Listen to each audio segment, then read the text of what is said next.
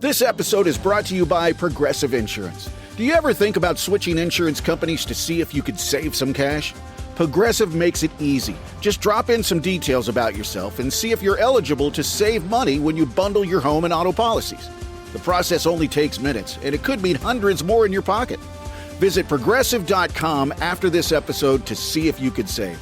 Progressive Casualty Insurance Company and Affiliates. Potential savings will vary. Not available in all states.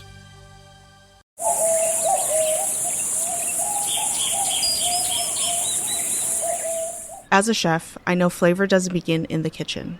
It begins on the land. And West Home's nature-led Australian Wagyu is a story written in the landscape of Northern Australia. Cooking is storytelling, and West Home Wagyu carries a story of Northern Australia itself. Raw, powerful, and deeply authentic. It's a testament to the passion and care raised in the rhythm of Northern Australia. I'm Chef Maylin from 88 Club in Los Angeles, and I invite you to visit westhome.com/Maylin to learn more. And taste a story only West Home nature-led Australian Wagyu can tell. That's westhome.com/MEILIN. Can you fly this plane and land it? Surely you can't be serious. I am serious. And don't call me Shirley.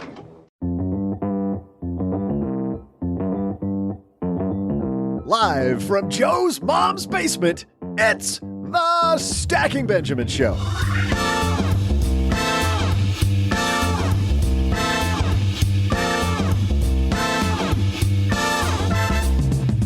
I'm Joe's mom's neighbor, Doug, and are you feeling burnt out? Today, we'll cure what ails you and give you the tools to regain your serenity with internal medicine doctor and engineer, Dr. Neha Sangwan. In our headlines, the Wall Street Journal says it's time to put more money in cash. We'll have thoughts. Plus, I'll share some, how do I put this? Truly incredible trivia. That's how I'll put it. And now, two guys who've got the most gas on this show. It's Joe and O-G. Serenity now. It depends, Doug, on how much ice cream I've had. Completely depends. Lactose intolerant you are? Oh, maybe slightly. Talks about it hey, every everybody. week. Welcome to the Pull My Finger podcast. I'm Joe Salci, Average Joe Money on Twitter. And happy Wednesday to all of you. And happy Wednesday also to the man sitting across the card table from me today. Mr. OG is here with Doug. Just a continuation from the end of Monday into today. Oh, boy. Oh, yes. Yes. Hopefully not as painful as that was for all parties involved. We've got a great show today, as Doug so eloquently said. We're going to solve your burnout problem today, OG. Fixed it. I know how. Just going to do it. No. Fix it today. But you go through these, I go through these patterns where sometimes I'm like, oh, man, I just don't want to do, frankly, anything.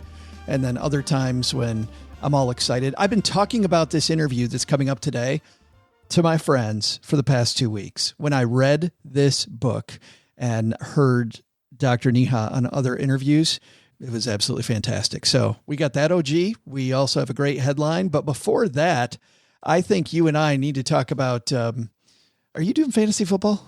No. I do. Yeah, me neither. Well, let's talk to Doug about his lineup for this week. Hold on. In business, there is no room for guesswork. Every shipment matters. Every deadline counts. And when you're trying to keep operations running smoothly, the last thing you need is uncertainty. That's why reliability is at the core of USPS Ground Advantage. From the moment your package is first scanned in, it moves through a secure nationwide network, aiding in a timely and accurate delivery. You get near real-time tracking so you can keep up with your shipments. And with affordable upfront pricing, there are no hidden fees or surprise surcharges to throw off your cost sheets. It all adds up to predictable deliveries you can depend on, because knowing your logistics are handled lets you focus on everything else, your customers, your team, and the future you're building. Visit USPS.com/Ground Advantage to start shipping with confidence. USPS Ground Advantage. We mean business. And then, I was thinking about sitting golf, but now I'm not so sure. I'm not so sure if I should sit golf or not. I don't think you can. Hold on. I got a better idea. Okay. I had a breakfast mentoring meeting yesterday with a young woman who was just amazing. She is graduating from college with a degree in wealth management, and she reached out hoping for some pointers. And listen, if somebody's in Texarkana and wants to go into this beautiful field of personal finance and helping people get their money together, that is incredible. But even more incredible is how she reached out, how she was trying to network. And I was having a discussion that finding the right person and avoiding the wrong person for a role, that's what can make or break an organization. And we just don't see that many qualified people. So how do you find them? Well, Indeed sponsored jobs is a boost whenever you need to find quality talent. If you're hiring, Indeed is all you need. You can stop struggling to get your job post even seen on other sites. You'll match with quality candidates with Indeed's sponsored jobs. Get matched with and hire quality candidates who can drive the results you need. Reach candidates who meet your specific criteria like skills, certifications, or location. It drives me crazy when I'm matched with all kinds of people who aren't a fit. I don't have that kind of time. People are finding quality hires on Indeed right now. In the minute I've been talking to you, companies like yours made 27 hires on Indeed, according to Indeed data worldwide. Sponsored jobs posted directly on Indeed are 95% more likely to report a hire than non-sponsored jobs. Spend less time searching and more time actually interviewing candidates who check all the boxes. Less stress, less time, more results. When you need the right person to cut through the chaos, this is a job for Indeed sponsored job. And here's what's cool, Stackers. You're going to get $75 in sponsored job credit to help get your job the premium status it deserves at Indeed.com/podcast. Just go to Indeed.com/podcast right now and support Stacking Benjamins by saying you heard about Indeed right here at Stacking Benjamins. Indeed.com/podcast. Terms and conditions apply. Hiring, do it the right way with Indeed. And that trade means you're going to win the entire league. Thank God I got that tip here on the show. You're welcome. We got Doug, his fantasy football lineup. We're getting you your cure to burnout. So let's get moving. Hello, darlings. And now it's time for your favorite part of the show, our Stacking Benjamin's headlines. Our headline today comes to us from the Wall Street Journal. You're going to love this one, OG. Oyen Adedoyan wrote this. Where to put your cash now for every income level. Okay. This subheadline. Rising rates may mean it's time to put more money in savings accounts, certificates of deposit, and treasury bills, no matter your income. So when interest rates go up, does that mean that no matter how much money you make, that it's time to put more money in savings accounts, CDs, and treasury bills? Your income goes up? I disagree with the premise. Why would it be related to your income? Well, this whole thing that when interest rates go up, everybody's like, ooh, okay, I need to go there. I believe headlines like this, and we do a lot of headlines from the Wall Street Journal, OG, that I don't disagree with, but this one, where we're just going to move our money around, kind of chasing whatever the hot thing is today, which happens to be interest rates, not loving that. Well, I mean, if there's anything that's easy to do, it is easy to move your cash from one place to another. And if you have to move something, if you feel like you got itchy fingers and you need to do something, I guess it's probably best to move from one bank to another, or one. It'll do less damage potentially. It certainly will. Yeah. than trading your stock portfolio. But don't move your money out of the stock market if it's long-term into cash accounts just because you can get a guaranteed 4.5. Yeah. Oh yeah. No. This is optimizing your cash return, not getting a guaranteed return because the market went down for 2 months. I'm glad you said that, because what truly, for people that were confused by my consternation with this title, OG, my consternation is just around the word more. We should move more money, meaning, hey, take it away from these other places and put it in cash instead. And immediately my head went, oh God, no. Start with your long-term goal. Put the money in things that reach it long-term. Cash will never help you reach your long-term goal. It won't. Well, I mean, cash rates have to be lower than market rates because they're guaranteed. So the more guaranteed your outcome is, the less return you're going to get. And the longer it's going to take for that money to double, and the longer that it takes for that money to double or grow, the worse off you are for a long-term standpoint. Now, if you're looking at using the money in the near term, you've got a project in a year from now, you're going to buy a house in 6 months from now, kid starts college in 2 years from now. That's a great place for cash. That's perfect. And how lucky are you that interest rates are high enough right now that it actually is meaningful? 25, 50 grand sitting in a savings account. If you're earning 4 or 5%, that's some pretty decent golf equipment. That's a vacation. Oh, yeah. You're talking some real cash now, which is really for the first time in 20 years, something that is worth looking at. But if you're looking at your retirement plan and you're saying, oh, well, in July and August and first part of September here, the market's gone down. I don't like that. I'm going to take money out of my stock account and put it in cash. You're going to miss out in the long run. I'm glad you brought that up because there is a positive side of this. I like the place OEM begins this piece. Stop dwelling on what you've lost thanks to rising interest rates and take advantage of the opportunities they present. Rising interest rates, OG, to that point, are a double-edged sword. If you are in debt, rising interest rates are absolutely horrible. But if you're a saver, if you can put yourself on the other side of that equation, and now you're the person people want to borrow money from, now this is a boon for you. Like higher interest rates creates a big, big difference between debtors and savers. And a day like today is a day that you want to be on the saving side of the equation. Yeah, if you can help it, absolutely. I mean, it doesn't matter what the interest rate is. You don't want to have consumer debt anyway. People say, well, I got this at 0% or something. It's such a slippery slope. You're trying to time out the interest payments or trying to time out the actual payments so you don't have to pay interest. It's such a hard thing to do right all the time. Eventually you're going to mess it up by missing a day or missing a month or something bad's going to happen. And all of your lifetime of 0% are going to go away. But if now you got consumer debt, the interest rates are destroying you. If you've got consumer debt and cash, you're a fool if you have cash. You need to pay off all of your consumer debt right now. And it is interesting because the Wall Street Journal goes through, what your different situation is. And level one is if you've got nothing to spare. Oyen writes, living paycheck to paycheck is now the norm for most Americans. Financial advisors urge those holding large amounts of debt to first pay down high interest balances. About half of people carrying credit card debt allow those balances to roll over into the next month, according to a recent bank rate survey. Credit card interest rates are at record highs, making that debt even more expensive to maintain. Putting money in a savings account with a 4.5% rate will help little if you haven't paid down your Visa balance that has a current average rate of 22.16. Exactly. OG, I think what you're referring to. I mean, if you think about it, a 22% interest rate and the average credit card balance in America right now is, I don't know, $7,000, $8,000, something like that. 22% of that, say 20% of $8,000, $1,600 a year.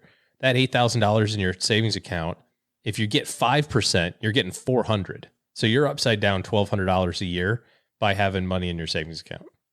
They say if you're living paycheck to paycheck, that you should have some money that's in an emergency fund. Rob Williams, though, at Managing Director of Financial Planning and Wealth Management at Charles Schwab, said try not to keep more than 1 month's worth of expenses sitting in a checking account. Research shows money sitting in a checking account is more likely to be spent than money in a savings account. Move your emergency fund over to a savings, get a little bit higher rate. Level 2 for people with $0 to $1,000. For those who can sock away at least a little bit every month, even putting $25 in a high yield account can make a difference, says Mitchell. If you contribute $25 a month to a savings account earning 4.5%, you'll have roughly $300 in a year, including interest. What's funny is what I like about that. Did he just say yes. $25 a month for 12 months? And I'm glad you caught roughly that. Have 300. Yes, you have 300. That's the 25 times 12. And then the interest is a whopping other $8 or whatever it is. Right. What I love about that statement, though, OG, think about that, is that people with no money in savings, it doesn't matter if you evaluate the difference between 0.1 and 4.5%. Yeah. You still are going to have roughly just do the work to get more money saved so that this 4.5% actually makes a difference. Yeah, no, that's a good observation. It's, we get wrapped up in these, in all of these decisions to optimize things. And meanwhile, we're not saving enough money to begin with. And then level 3, if you've got $1,000 plus that you can save. Once you're comfortable with your emergency savings, you can set aside money for holiday gifts, vacations, other short-term goals, like a down payment on a car. I frankly would put the extra money, though. Don't put the extra money in cash, put enough to get your emergency savings going, and let's make sure those long-term goals are good. The thing I don't like about this piece is we're focusing on the short term, not the long term, which, by the way, that's level 4, investing for the long term. They put after all these goals. Yep. I think we wait too long to do that. I'll link to this in our show notes at stackingbenjamins.com. I will also make sure that Kevin dives more into strategies toward your long-term goals and cash strategies in our newsletter, the 201 tomorrow. Today's show is the 101. Tomorrow, we give you the 201 with a bunch of curated links to take you to the experts who have even more to say on this, help you get your cash reserves where they should be. stackingbenjamins.com/201 for our free newsletter that comes out twice a week. Coming up next, Dr. Neha Sangwan is just a force of nature. She is not only a medical doctor, but she is also an engineer. She's got all the above going. Even more than that, she addresses the root causes of stress, miscommunication, and interpersonal conflict, and she can help people heal chronic conditions like headaches, insomnia, anxiety, depression, and burnout by going to the root cause. Her TEDx talks have been some of the biggest on the TED stage, and we've got her here coming to the basement.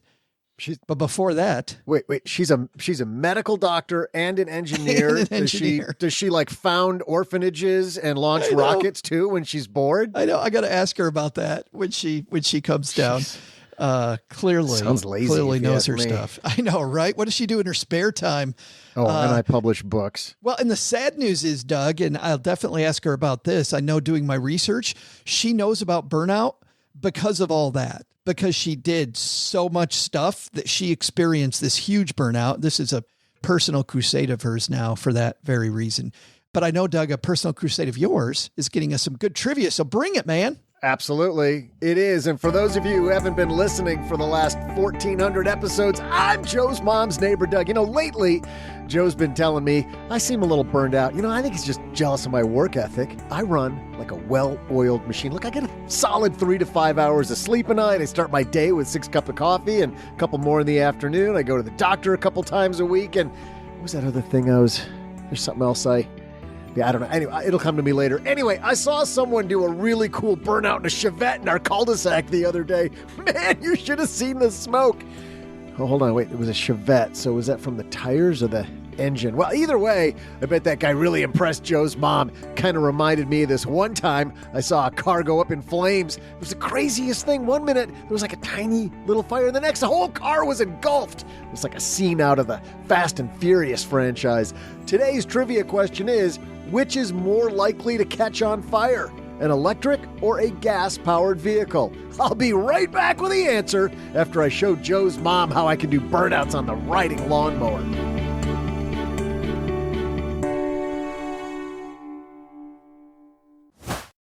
You're listening to this podcast, so I know you've got a curious mind. Here's a helpful fact you may not know yet. Drivers who switch and save with Progressive save over $900 on average. Pop over to Progressive.com, answer some questions, and you'll get a quick quote with discounts that are easy to come by. In fact, 99% of their auto customers earn at least one discount. Visit Progressive.com and see if you can enjoy a little cash back. Progressive Casualty Insurance Company and Affiliates. National average 12-month savings of $946 by new customers surveyed who saved with Progressive between June 2024 and May 2025. Potential savings will vary. You didn't start a business just to keep the lights on. You're here to sell more today than yesterday. You're here to win.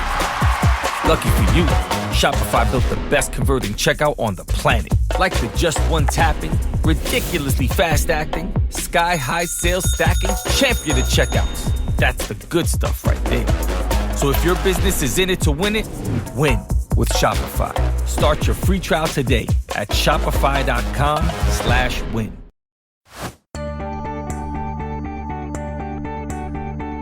Hey there, stackers. I'm lawnmower stunt driver and car crash scene fanatic, Joe's mom's neighbor, Doug. Cars have been known to catch fire from time to time, and electric vehicles are no exception. In fact, EV batteries burn nearly twice as hot and are harder to extinguish than gas-powered vehicles' batteries. But today's trivia question was, which is more likely to catch fire, an electric or a gas-powered vehicle? The answer?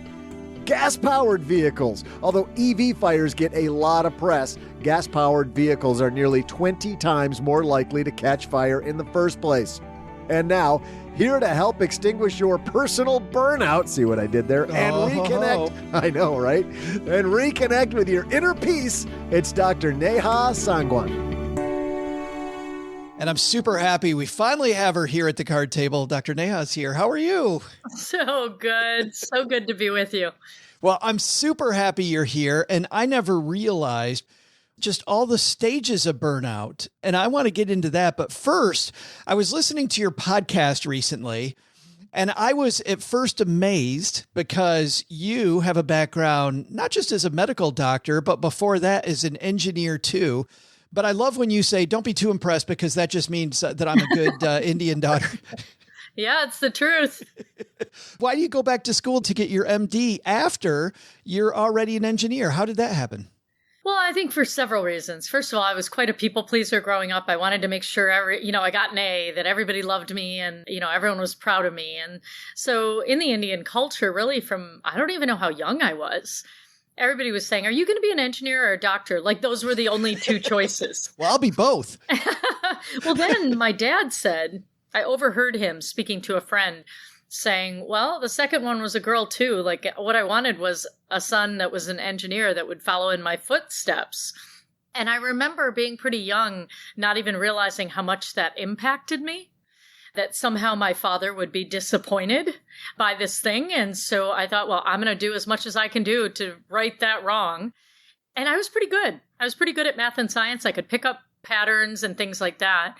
And then my mom would say, my parents never let me be a surgeon. I wanted to be a doctor. And they said, what kind of wife and mother are you going to be if you are always on call?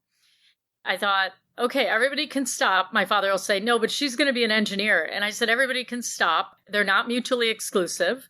I'll take care of both of them. And so I did become a mechanical and biomedical engineer. And then I went to work in the 90s for Motorola. And I liked it. But I didn't love it. I was missing, everyone was in their cubicles. I lived for meetings and everybody lived in their head. And they lived for going back and working on their CAD program or something. And so when I got into medical school and started medicine, what I got was the problem solving, and I got the big thing that was missing, which was the chance to interact with people and really see how solving their problems could help them. But I can still see the burnout coming, like this wave, right? I mean, the people pleaser, and now I'm on this second career and I want to be great at this. And so you can see it. I know that this project, though, is not just something that you spent just a ton of time studying burnout, but it really comes from a personal place. Can you tell us your story of burnout? Well, I was 33 years old. I had finished all that training you talked about, which is not normal for any human being. Right. And I never really stopped. I went right into the hospital. One day I walked in at the end of a 5-day rotation. I had 18 hospitalized patients. I was holding the pager, which means for the hospital, which means all incoming traumas, transfers, all of that. You're also doing that. And by 11 a.m., I had only gotten through 2 out of my 18 patients. And I turned to the nurse and I said, hey, Nina, would you mind giving 40 milliequivalents of IV potassium to the gentleman in 636? And she looked at me and she said, Dr. Sangwan, are you okay? That was like my first clue that I might not be. And I said, yeah, why? And she said, because that's the 4th time you've asked me that same question in under 5 minutes, and I've answered you every time. Oh, my God. I think what happened in my training and my quest to please the world was that I tuned out of the signals that my body sends me. I didn't know who I was. I didn't know what I wanted, but I sure did know what my parents and grandparents and the Indian community and the wider society thought success looked like. And I was chasing that. And I think because I was so tuned out of myself, that's why I hit the brick wall of burnout. I was talking to a friend this morning on a run. I run with a gentleman who's a doctor, and I was talking about the fact that you and I were going to be speaking this morning. And I said that you also, on top of all those things that you mentioned, you also have these people that are relying on you for their health, which must also create this internal stress and internal pressure. Yeah, it's kind of the way that listen, I'm going to speak for myself. it was the way that I justified my nobility. People depend on me. So how could I be so ridiculous as to want to sleep? Like, people could die here. But really, when you look a little bit bigger, it's about the systems that we've created. You know, if you have hospitals or medical systems that they understaff hospitals or systems as a way of maintaining budget, and then you take people who are noble and really want to help and do good, you almost manufacture crises. And I come in because my thing is saving humans from a heart attack or saving this situation and making it better. I don't really know the difference. I just jump into gear. And so I'm one of those adrenaline, all or none type people who sometimes isn't really slowing down enough to think about what I'm doing. I just automatically go into that mode that it must be my job to save this situation. And I think that was a big mistake. Well, and I think that doesn't matter if you're a medical professional, the receptionist at work, like the client relies on me, like no matter who it is, we want to be good at what we do. So we put that pressure. In fact, you have an analogy of a car that I really like. Do you mind telling our stackers about the car analogy? Because I think this really fits. Yeah, I just say that we are the equivalent of a high performance machine. In fact, I think Mother Nature made the highest performing machine that there is. If your check engine light came on in your car as you were barreling down the highway, what do? Are you someone who pulls over, pops the hood, and gets to work? Are you someone who says, if the low fuel gauge goes to empty, do you think to yourself, I've got another 40 miles? Or are you someone who, when you see that check engine light come on, that you literally slap a piece of duct tape on it? Oh, I don't see that. Like, keep going. We do that with our bodies. Our bodies are these fine machines that develop, like they really rely on feedback loops in order to function optimally. So really, instead of independent organs, you've got systems, like the hormonal system, the immune system. But we don't think of it that way. It's like something's wrong with our skin, we go to the dermatologist. We're feeling a little short of breath, we go to the heart doctor. We kind of dissect it all and make it separate, and we've missed the interconnectedness of, let's say, our relationships. So let's say I get in a fight with my partner, and I then have a bad night's sleep. Well, maybe that goes on for 1 or 2 nights. And then suddenly I'm feeling under the weather and I catch a cold, but it's not like me to catch a cold. Having difficulty communicating, let's say in our social world, then might lead us to not sleeping at night. Well, there's lots of things that go on in your body when you sleep. Most people think, I'm going to shave off some time from sleeping so I can get more of my external to-do lists done. But what they don't know is there's an internal to-do list going on when you sleep. And one of those things is repairing your immune system so it can fight infection. That's why 2 days later, when you got in that fight, didn't sleep for 2 nights, and suddenly picked up the cold that was going around the office, it's all connected together. And I'm not sure that we actually look at things as connected systems. And so the car analogy also, I say that you have an inner GPS. And how crazy would it ever be to have a GPS that you're helping, guide you in the world, and ever not pay attention to the "you are here now" blue button, that, or the dot on there. Well, that's what the equivalent of people who don't listen to their emotions. So there's people who say, I don't have time for that. Like, you've got to be kidding me. That's ridiculous. Or a lot of people who are raised, that's not a very manly thing to do. Don't show your emotions. Or it depends on what was said in the environment that you grew up in. But just think of emotions as the blue dot on that GPS. Is it important for you to know how you're relating to the experience of your life in this moment? That's all it is. It's nothing would you even be able to navigate to where you want to go if you didn't know where you are? So I kind of take your physical, mental, emotional, social, and spiritual energy, and I talk about how the physical part is like the car, and how the mental part is like the dashboard and the operating systems that run the car, and how, the emotional piece is in the GPS world, the blue dot on the map telling you where you are. And then we move into social. There's other cars on the road.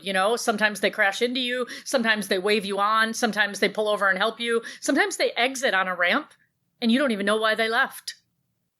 Then there's the spiritual piece, which is really kind of the integrated, bigger GPS network, which is telling you, where are you headed? What do you value? Where do you want to go? What matters to you? Is it family? Is it work? Is it money? Is it success? What is it to you? And so I kind of break those all down and to try and demystify this global overwhelm that a lot of people are feeling. I'm an engineer, and my uncle and I used to work on cars when I was little, and it just seems easy to me to think of it that way because that was tangible. Well, I'm from Detroit, so we're together on that one. Well, I grew up in Grand Blanc, so there it is. So this is what my dad works for General Motors, right? Yeah, so my dad too. So it just comes naturally. Let's dive into burnout and really get into these different areas, the physical, the emotional, the spiritual, and all those just a little bit, because I think this is so important. Because when you're talking about the signals, like the check engine light coming on, you say that we miss those, and we miss those because in the old days, we like as hunter-gatherers, you go through this. How do we get to this place where we're missing all these signals that our, quote, car is giving us? Well, in the hunter-gatherer world, like our ancestors, all they had to know whether danger was around was listening for a rustling in the trees. Their awareness of their senses and knowing about their surroundings and listening to what their body was saying to them was their technology. And now we have rings and watches and all these devices. We don't even have to check in to see if we're tired. We just need to look and see what our readiness score is on our technology and see if we had a good night's sleep. By the way, you wrote that, and I started laughing because every day on my Garmin watch, I have my body battery score. And Cheryl, my spouse, and I are always comparing our body battery score. We're like, oh, let's see how I can get. And I never get it above 70. But it's so funny when you wrote that because I do that. But to your point, it makes us less aware because I just look at my watch. That's right. And I think what's going to take people to the next level in their lives to be able to really respond rather than react in this fast-paced world that seems to be getting faster by the day. When things are changing this quickly, we can't just rely on the external world. We need to also use the data from this sophisticated machinery inside of us. Because think about this. If you and I were with a bunch of friends having a conversation and you say something that upsets me, okay? How do I know? The first thing that might happen is my heart might start racing. My stomach might start turning. My throat might constrict. I don't know what the signal is. Each of us has a unique way that our body communicates with us. But it's in constant communication with you, giving you the earliest signal before anybody else knows that something went wrong. Your body knows. And so do you want the earliest signals so that you have a chance, you have more time, more ability to change course? That's pretty valuable in a world moving faster and faster if you want to be able to adjust. And so it's becoming more and more critical for individuals, teams, groups of people to be able to do this. You give us 3 stages of burnout, these signs that our bodies are giving us. And I'd love it if you wouldn't mind walking us through. Let's start with that first stage that we get into. It's like an alarm going off. Yeah. So let me give you the triad of burnout. So burnout itself, let's demystify burnout. The way it's defined is 3 things. Exhaustion. So physical and often mental, emotional exhaustion. The second pillar of that is cynicism creeps in. So you're not just tired, but you start thinking things like, it doesn't really matter. What I do doesn't make a difference. It doesn't matter how hard I work. Nothing's going to change. So it's the cynicism that just starts creeping in. And everybody around me sucks too. Yeah, and everybody around me sucks. And you know what you start doing just to survive? You start distancing yourself from other people because it's too much energy to engage. Right. So you're not doing it because you don't like them or you're mad at them, or it's really just, it's literally survival. And then the third piece is ineffectiveness. And that was what I described to me that day in 2004 when I burned out. So it's exhaustion, but it's not just that. That would be everybody in healthcare and a lot of the world. It's when it goes, that cynicism and depersonalization starts creeping in, and then you hit the wall of ineffectiveness. Now, the 3 phases, it's interesting because people say, oh yeah, I was fine on Monday, but by Tuesday night I was burnt out. That's not exactly how it happens. It happens in these 3 stages. And these are patterns that occur over time. And what I want people to know is there's strategies we use at times in our lives because it's the best we know how to survive something. When I was doing 36-hour shifts in the hospital, I was so freaked out that if I wasn't alert, what if someone died? Like, that would be just awful.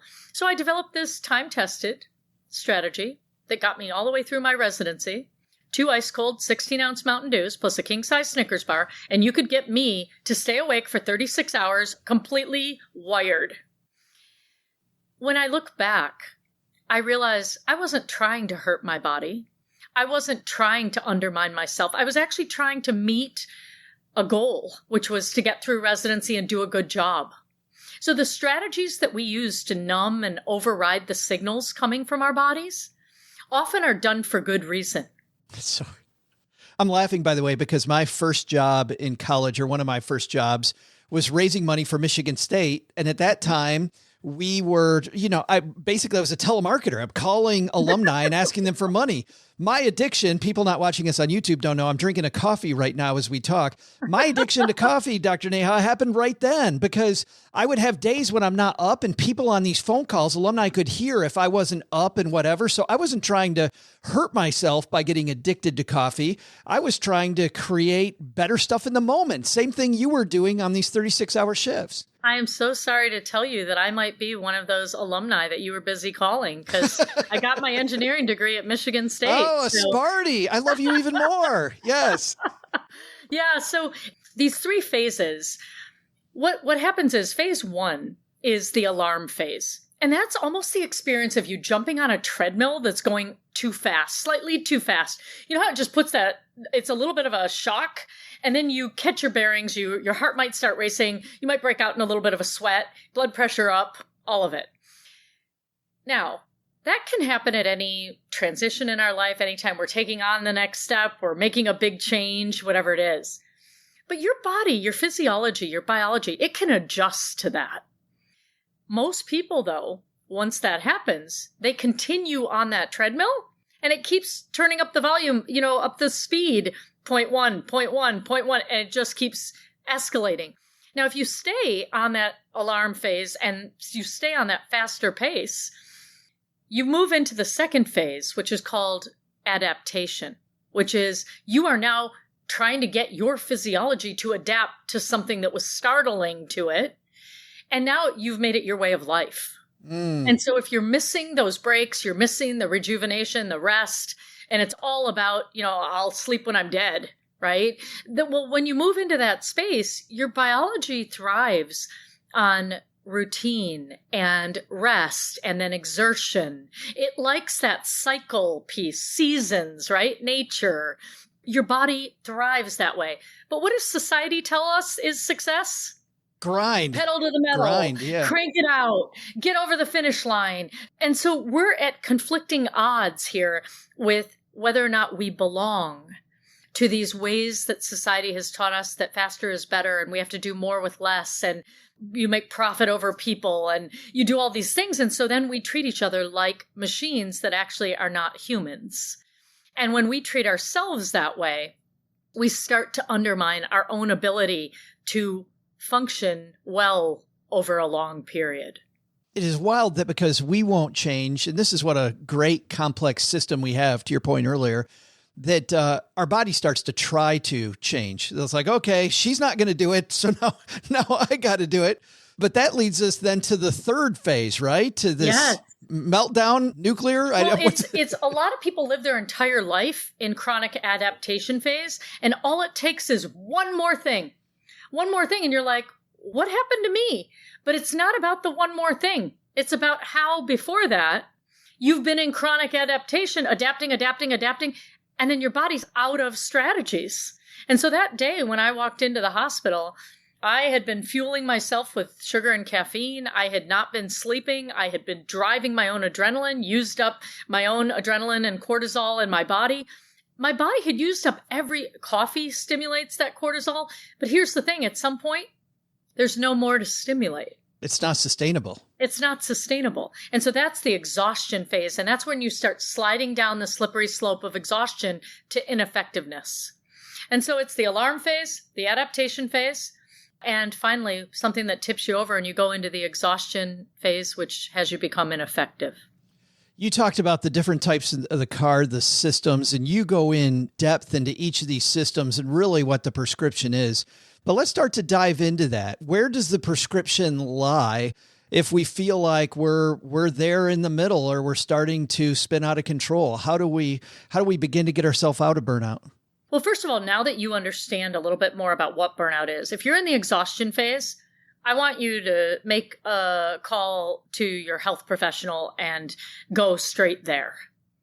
If you are in the alarm phase or the adaptation phase, or let's say you're doing well. If you're doing well and you're saying no burnout here, well, then your job is to pay attention to those you love and lead. Now, if you are someone who's struggling, you're noticing the alarm phase, you're noticing the adaptation phase, what I give you, it's like an emergency exit.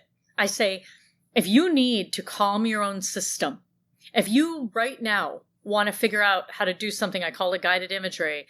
I explain to you why breathing is not just one of those things like take a deep breath or do some yoga, right? In fact, how your own body's physiology calms your heart rate down, slows your breathing. If you realize that you can use your own body, even in a tense meeting, even when you're feeling road rage in traffic, even when you want to have that kind of command and control over being able to navigate your emotions so they don't control you. So there's literally exercises that I put into the book of videos and things that I've just said, if you need to get grounded again, here are 3 different ways you can do it. Find one that really works for you. And I take people through videos and tools. And then I also ask them to do a little survey. So some of the questions I'd be asking, like in your physical energy, would be, on a scale of 1 to 10, how satisfied are you with your food? How well you nourish yourself regularly with whole foods throughout the day? Sleep. Do you wake up feeling rested? Energy. Do you have consistent energy throughout the day, or do you have that 3 o'clock energy dip after lunch? Movement. Do you have a fun way to move in your body multiple times a week? And so it's not about what I think about them or that they should do 3 cardio twice a week with weight training and yoga. No. It's about how satisfied are you with your physical energy, because you know, you're in your body. You know better than I do how well that's going. And then the second one, when I talk about mental energy, I ask questions like, write down the 3 thoughts that are on repeat in the back of your mind. Like, when you're up at night or driving down the highway or in the shower, what's going on repeat in your mind? When you write those 3 thoughts down, I want you to pay attention to your body. Is it constricted, heavy, and tight? Or is it open, relaxed, and at ease? Because then you can figure out whether these thoughts that you're having are giving you a net gain of energy or a net drain. Then I move to emotional, and I'm like, all right, tell me where in your life you're avoiding challenging emotions or conflict. And tell me where which area of your life, personal, professional, social, financial, other. Tell me where it's showing up that you're avoiding something, and where do you find great joy, right? Where do you find joy and play? And then socially, what I ask people is, write down the top 5 people or groups of people that you spend the most time with. And when you're leaving that group or person, do you have a net gain of energy? Do you feel inspired, open, relaxed? Do you feel constricted, tight, and heavy? And then you look at those 5, and you can then tell me whether you have a net gain or a net drain of social energy. And then lastly is spiritual energy. And what I mean by that is what matters to you, what are your highest values? What's most important in your life? Do you know what that is? Because that's how you make effective decisions. If you know that health, family, and money matter to you, it's really important for you to know in what order they matter. So if health is number 1, family is number 2, and money is number 3, let's just say, if I have to make a decision about getting a procedure that will help my health, and if I'm willing to pay out of pocket for it, instantly I would say, yep, willing to pay. Because health is number 1, family is number 2, and money is number 3. Would I do it for my kid? Would I do it for my dad? You bet. Because health and family are above money for me. Yeah.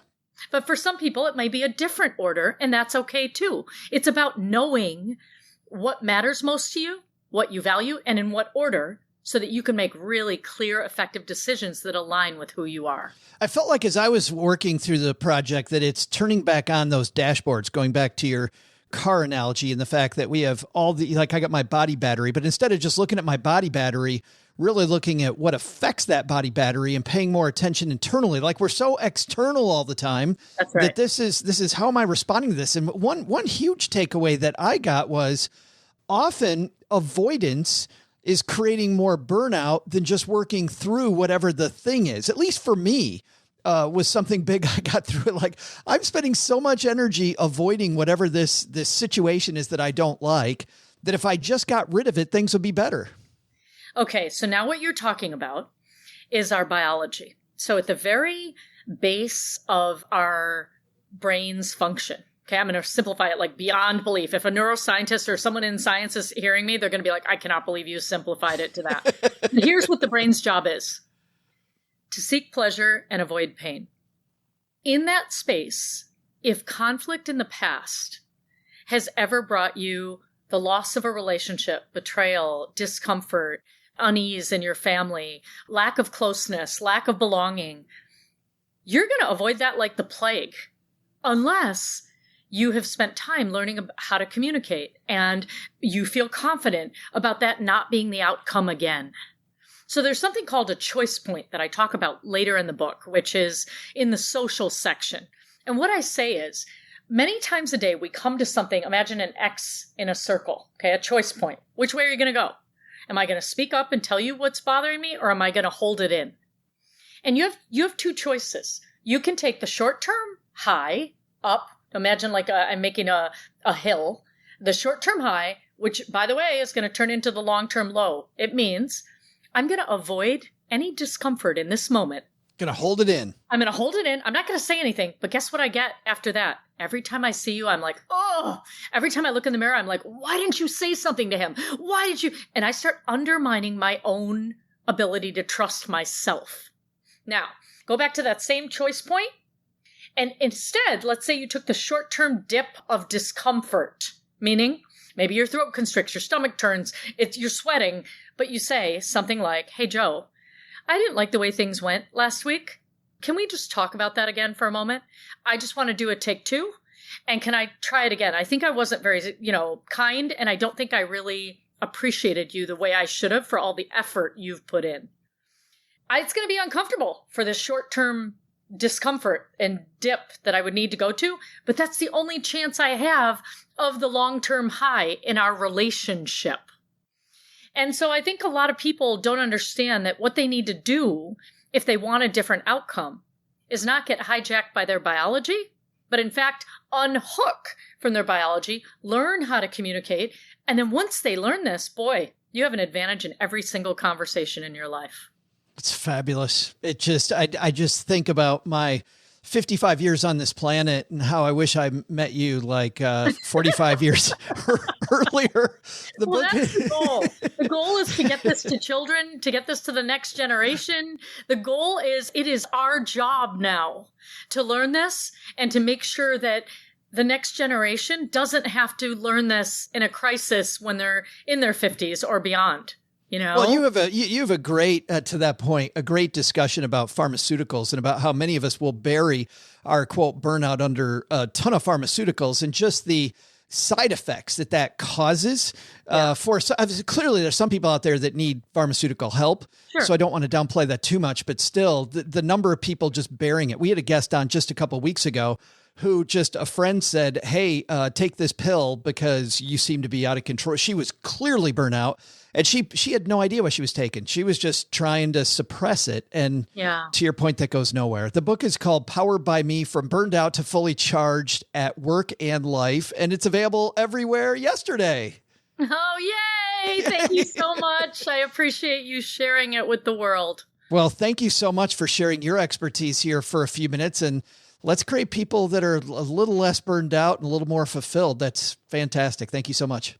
You're so welcome. Hi, I'm Derek, and when I'm not working on the hook for Joe's mom's next greatest rap album, I'm stacking Benjamins, baby. Big thanks to Dr. Neha for joining us. How about that, OG? I think you're burnt out all the time. You're level 2. Yeah, I mean, sort of. I do get a lot of sleep. That I got going for me. He just said all of the answers. Yes. But it's funny. I thought about you when I was talking to her because I think that is finally listening to your body. At some point, you must have changed that. You haven't been doing the 26 hours of sleep a day routine forever. You must have changed things to make sure that you get out of that. I don't know when, but yeah, I mean, I do pay attention to sleep quite a bit. I mean, there was a study, not completely unrelated, but there was a study of that after one day of sleeping 4 hours, the amount of cancer fighting, super cells in your body, basically like all of the, whatever they're called, the attack cells that make it so you don't have cancer, go down by like 90%. So a huge predictor of cancer potentiality is how well you sleep and how often you sleep. I swear the main times I get sick are when I'm burning the candle at both ends. Absolutely. Right? I mean, that's when I get the cold. I think there's a reason when I go to conferences and I'm exhausted by the last day of the conference, I always come home with a cold. I mean, that, and I'm shaking everybody's hand. Licking doorknobs. And then you're getting on an airplane. Or licking doorknobs. You don't do that? That's not a thing? I thought that was a thing. Actually, you know why? Almost all doorknobs are made out of brass because it is it's like sterilizing. Cleaning? Yeah. Self-sterilizing? Like the stuff doesn't grow on brass. Even the stuff that's like coated in chrome, but the core of it is brass for that reason. Like, well, that's why I lick it, Doug. That's exactly why I lick it. That's the safest thing you could do at one of those conferences. I think there's so many people operating though on too little sleep. It's hard, OG, to make decisions. And I know that it's funny how, I've heard some smart people say that when you hear something once, it might be somebody's shtick, but when you see the truth come out over and over and over from 4 or 5 different people, and it's part of what they say is success, you should really pay attention to those things. And it's amazing how much what Dr. Neha talked about aligns with what you and I learned at Strategic Coach, which is if we actually take off some time for ourselves, that the business is going to run better and you're going to make better decisions. Yeah. I mean, at the end of the day, you're the supercomputer. We don't run our computers nonstop without turning them off and resetting them and all that other sort of stuff, right? Everybody. I haven't turned my computer off in 2 months. Well, and it's going to... I can't figure out why your internet sucks. Yeah. I mean, you got to fuel yourself. You have to do all of those things. And if you don't take time away, then you're going to end up in this weird funk. I mean, she says it way better, but... Yeah. Burnout. Just, man, if we can realize this is a marathon, it's you're going to do far, far better. Time for the community calendar. What's going on this week, OG, with our Stacking Benjamins community? Well, I have absolutely no idea. So I would like to bring in my colleague, Doug. Why don't you tell us what's happening on the community calendar, Doug? I think I might have thrown that the wrong way. Why did I think You're OG? just flailing. Have you ever done this hosting thing before, Joe? Why does OG have any idea what's going on? Why did I think that? Well, that's a good question. I got no idea. He's just here so he doesn't get fined. We got a bunch of stuff going on, Joe. First of all, we should point out we've got some great participation going on in the Basement Facebook group. One of my favorite posts recently was from Stacker Brian, who posted this screenshot of a somebody asking, are you financially better off than your parents? Oh, from Reddit. That was a Reddit thread. It was from Reddit. It was just so appropriate for the basement. And the first responder said, that's a good question. Let me go upstairs and ask them. Am I better off than you? By the way, if the answer's the answer's yes, I'm kicking Junior out of the basement, which is why we always don't tell Mom. We love to see that stuff. The basement's awesome because you get the humor side and you get some serious questions in there. It's just like the podcast. I think, we've done a great job of sort of cultivating that kind of culture about how to have fun with your money. The other thing that you'll see a lot in both the basement and coming up on Spotify are polls. Either our stackers will create a poll in the basement, or Kevin, the amazing writer of the 201, he puts polls out in the basement. So look for those. But Spotify recently created this capability, right? This functionality that we can now do polls. And I think our first one we've got going out soon, right, Joe? And no, this one just finished up. It was Sammy and Michelle, an episode a few weeks ago. They were the sisters who moved way out to the middle of nowhere for more money in nowhere, Nevada. 2.5 hours outside of, maybe even 3 hours outside of Las Vegas was the closest big city. And now they're moving to South Carolina. They're moving to Charleston, South Carolina. So we asked this question. Could you move to a new city with only a single friend there, as Sammy and Michelle did? Imagine, could you move across the country to Charleston, South Carolina if you didn't know anybody in Charleston? I moved to Dallas. I didn't know anybody in Wdallas. Usually the government requires that he picks a city where he doesn't know anybody. Like that's the specific reason I moved someplace. Those were the stipulations. I know somebody. And no family. I know somebody. I'm out there. What were the results of the Spotify poll? Yeah, Joe, the results are kind of surprising. 79% of our responders said they could do that. They could go to a city super far away if they only knew one person. Maybe this is OG's fan club. Right. Maybe we attract more. Well, it's OG's family saying, we'll move to wherever he is because that dude buys steaks. That's the one person. Yeah. And then, of course, 21% said they couldn't. But that kind of surprises me that almost 80% of our respondents said they could do that. They could go to some city across the country for one person. It's fantastic. I think that's great. Living life as an adventure. For people that missed that was Sammy and Michelle. That was Stacking Benjamin's 1401, if you want to go back and listen to our interview with these two amazing sisters. By the way, Spotify coming out with a bunch of new functionality. So if you're looking for a new home to listen to Stacking Benjamins, Spotify, I found out at Podcast Movement Conference, only going to have more of this type of stuff. Polls on nearly every episode. If we want them, we're trying to put polls on every episode, or at least discussions on every episode there.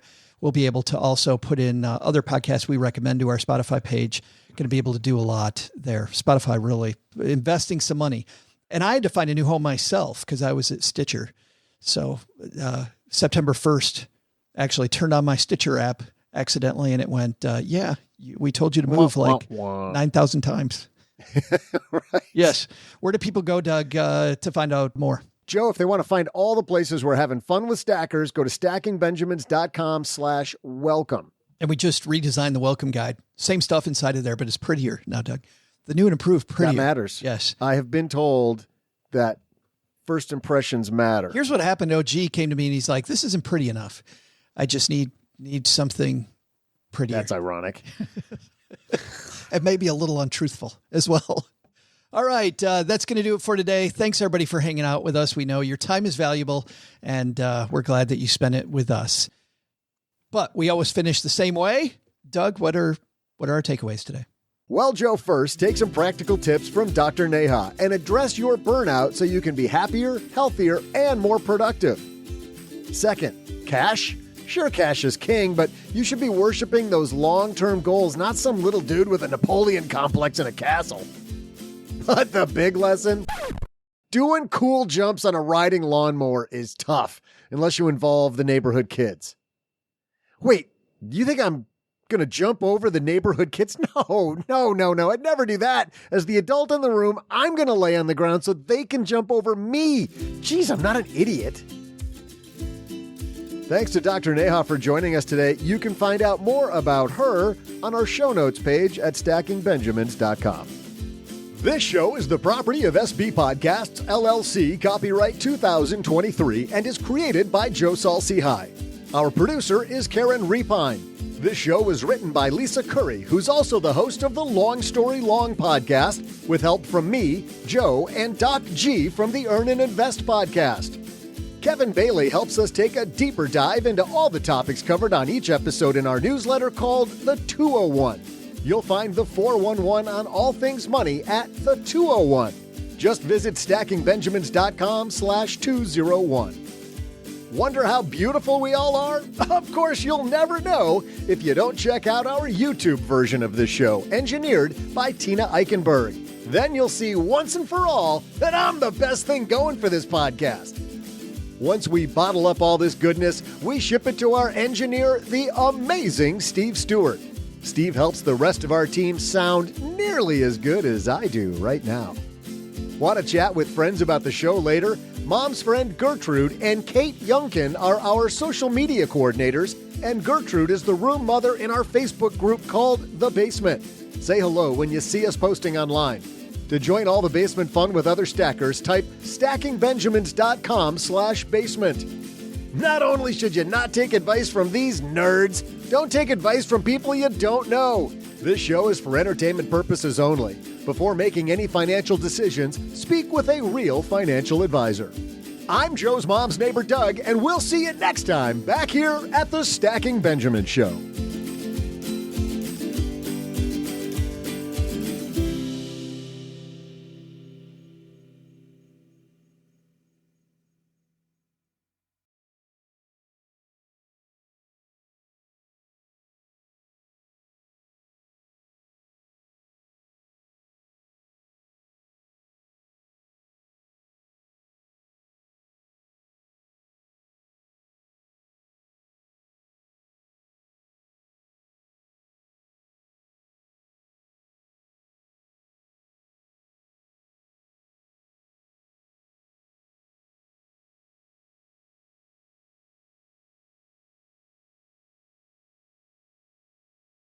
Couple of things on Paramount Plus, if you haven't subscribed, because you have to subscribe to 55 million different services now in order to watch your shows.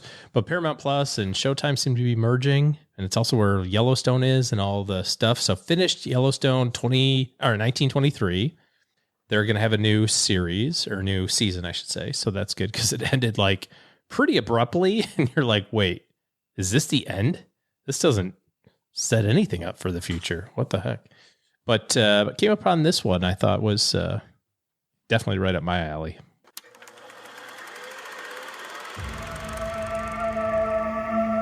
You have no family. You have no friends. God, this is you. You were abused. Wow, they're talking about you. Now you have a purpose, and it is noble. I'm doing everything different this time. She's your field agent. Do what you think's best. I have to be sure. If she's able to make contact with the target, what are her directives then? Neutralize the target. Mr. President, we have a situation unfolding in real time. Are you close? Closer than we've ever been. You up for playing outside the lines? Ready to do my job, ma'am. If your cover is blown, there is no saving you. You have to save yourself. Do it quiet, and you do it clean. Be careful poking that bear, or the target will be on you. Asset is embedded. Mission is launched. We can't stop it now. Homeland finds out, it'll end up in the news. Did you hit the target? I'm not trained for this. This is our mess. We clean it up. How do we shut this down? I need you to understand the risks. I understand the risk. That sounds phenomenal. Oh my God. That sounds fantastic. It's great. Co-produced by Taylor Sheridan, because everything on Paramount Plus is... Yeah, he owns that network. Head cook and bottle washer. But the writing is from the writer of Sicario, which I really liked those two. That was one of Taylor Sheridan's movies Was as he well. did he write Sicario? Yeah. Oh, yeah. This is just like that. So anyway, it's called The Lioness or Lioness. Basically, CIA operation. They embed a person to get close to the target. So instead of trying to go after the target, they go after the target's inner circle. Get close and then see how it unfolds. I can't go get another network. It's great. It's worth you get 30 days free trial or something. You can burn through 9 episodes in I don't know if they'll do another series of this or season. And you said it's Showtime and Paramount Plus together now? Yeah, just under Paramount Plus. So you can also get Billions. Right. You can catch up on Billions. Well, what's the other one we just talked about a couple of weeks ago? Oh gosh. Starts off with the car crash. The guy's son witnesses. Yes. Your Honor. Your Honor. Yeah. Thank you. That's on there too, right? Because that's Showtime. Season 1 is significantly better than season 2. Well, there's another one on there that I saw on a plane that I have been resisting Paramount Plus because I don't want to. Tulsa King. I've started watching. I don't pay for another one. Tulsa Kings. No, the one I like. I got Sopranos on the brain and I can't get rid of it. The great movies from the 70s with the Horsehead. Godfather. The Godfather. The one about the making of the Godfather, the behind the scenes. I've got that on my list. That one with Miles Teller was amazing. I watched 4 episodes of that on airplanes. And then I'm like, oh, okay, I want to watch the rest of that. Oh, it's on Paramount Plus. Yeah, get your free 30 days and just binge watch the hell out of Paramount Plus.